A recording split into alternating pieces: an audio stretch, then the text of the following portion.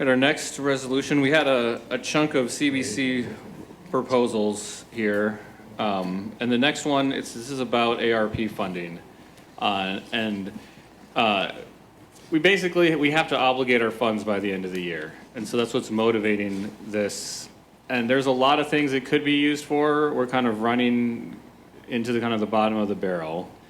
And I kind of get jealous of the CBC members that were on over the last few years when they got to spend a lot of this, and it was big. And now we're kind of having to make the harder decisions about what priorities to draw. And so the priority that I propose that we draw is to help the people that got essentially defrauded by contractors, and there were 40 people that made complaints. This resolution will do that. It will allocate kind of that last big chunk of funds. It's $400,000 something. It will allocate that to help them. Now, because there's 40 people and $400,000, and it will probably take more than $10,000, this is not going to be, unfortunately, yet, and maybe, depending on how much of the ARP money, there was 78 people that had submitted applications and didn't get help. Depending on how much help they need, how many of them already got help through housing or other things, maybe there'll be some extra money to come back and help the rest of these people. But because $10,000 per person probably isn't enough, this isn't going to be a help everyone type of situation, unfortunately. This is going to be a type of situation where we're going to have to send some people out into the field, look at each of these houses, and help based on need, with primary need going to the people that have like a real safety, sanitary type issue versus a cosmetic issue. So they're going to look at the work that the contractors did, and if it's just cosmetic, unfortunately, it's kind of going to be like go to the back of the line sort of thing. And those people that have, like a hole in their house where, vermin could get in or something, like something really serious, those are the people that are going to get help first, but we're doing our best to help the people that did get defrauded. So that's the motivation behind this resolution. This is what it says. It says a resolution authorizing ARP funds to remediate contractor fraud. Whereas the Comanche Nation is a federally recognized Indian tribe with a constitution approved and ratified by the Secretary of Interior of the United States on January 9th, 1967, to safeguard tribal rights, powers, and privileges, to improve the economic, moral, educational, and health status of its members. And whereas the American Rescue Plan of 2021 provided Indian tribes with funds through Section 9901 entitled Coronavirus State and Local Fiscal Recovery Funds, and provided that such funds must be used to cover costs incurred by December 31st, 2024. Whereas by resolution number 74-2024, the Comanche Business Committee approved a preliminary spending outline for ARP funds.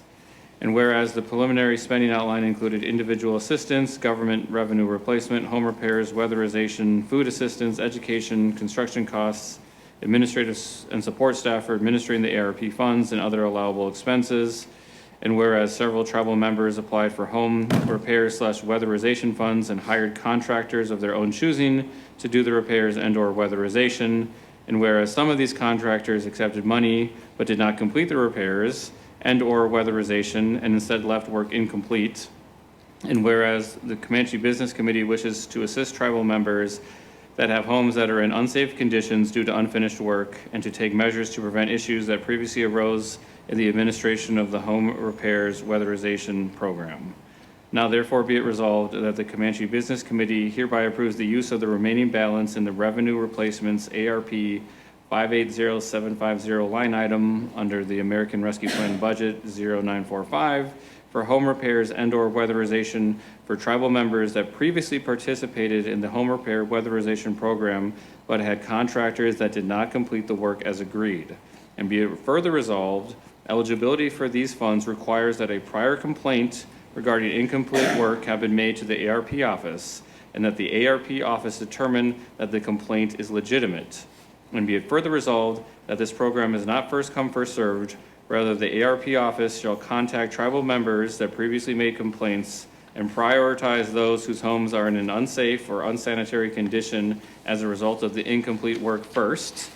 And be it further resolved that the ARP office shall ensure that for tribal members residing within the KCA reservation, only contractors from the nation's preferred vendor list are used. And be it further resolved that the ARP office shall ensure that for tribal members residing outside the KCA reservation, vendors have all local licenses, are bonded and insured, and have positive ratings from consumer protection agencies.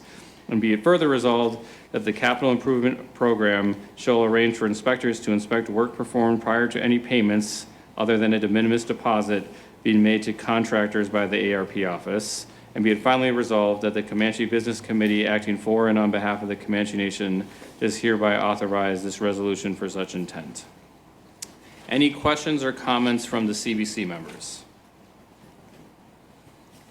Any questions or comments from the audience?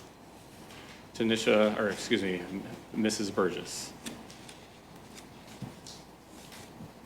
I just have a question of who is the ARP office? The director is Miss Sapata. Okay, and if I'm not mistaken, when this first came about and they were giving out all this money, I had posed the question on who is going to make sure that all the codes were going to be followed, and who is going to ensure that our tribal members were going to get, what they're paying for. They were going to get the service, good service. And we were told that that was just basically on your own. You had to pick out. There was nobody that was going to come in and check to see the standing of the contractor that you get, or they weren't going to come in, they weren't going to inspect, because there was no one in that capacity. I get that. So what I don't understand is why we're doing it now, which, it should be done. It should have been done from the get. My other question is, what are we going to do to these individuals that fraudulently took money from our tribal members and left them in these situations that they're in now?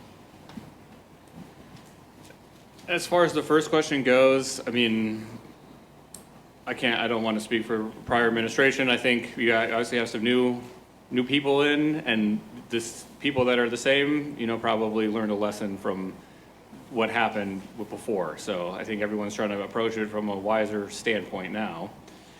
And, obviously you can see now we have a plan to do inspections. The ones that cause problems, some of them, I believe all of them, have been put on kind of the naughty list for the tribe, so they won't get any more work. So that's one, going forward, they're not going to be benefiting from the tribe anymore. I believe some of them were referred for prosecution to like the Attorney General. I don't know, I wouldn't hold my breath. Whether, as a tribe, we should think about bringing some sort of claim, we'll have to think long and hard about, because there's obviously a cost associated with hiring an attorney and doing all that, but obviously, there's a fairness issue too. So one of the things that I've kicked around in my own head, but we haven't come up with a final solution yet, because we don't have the same time pressure we do to spend this money, is just kind of getting assignments of claims from all these people and then going after kind of like in a mass lawsuit or something. So something that we'll be discussing further. Any other comments or questions? Mr. Tockney. I was kind of Just a second, let's get you the mic so that everyone can hear you online. I was kind of on the same as Tanisha with where I read in there, work completed. My question was the same thing, like, what do we do with these people who took tribal funds? Because initially, when it comes through ARP, it goes to the tribe, it becomes tribal funds. And then I was also saying, like, is there a published list of these guys so that I don't hire someone like this down the road, so that I know that, because I can't hammer, nail, or do nothing. So I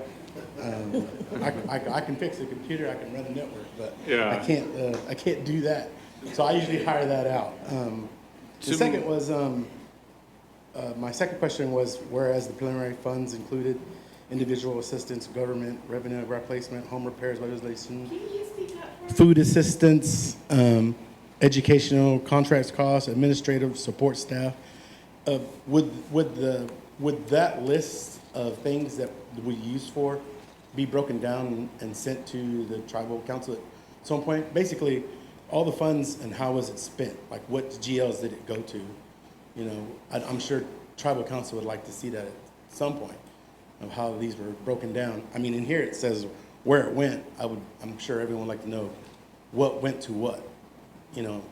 And my last question was, to be it further resolved that the ARP will ensure tribal members residing within the KCA only contractors from the nation's preferred vendor list. Should that say, and it kind of, since it is a law, TARO preferred vendor list? Tribal Employment Rights Office has always a law mandate to keep preferred vendors as on their list, or is it something where housing has preferred vendors, CIP has preferred vendors, entertainment has preferred vendors?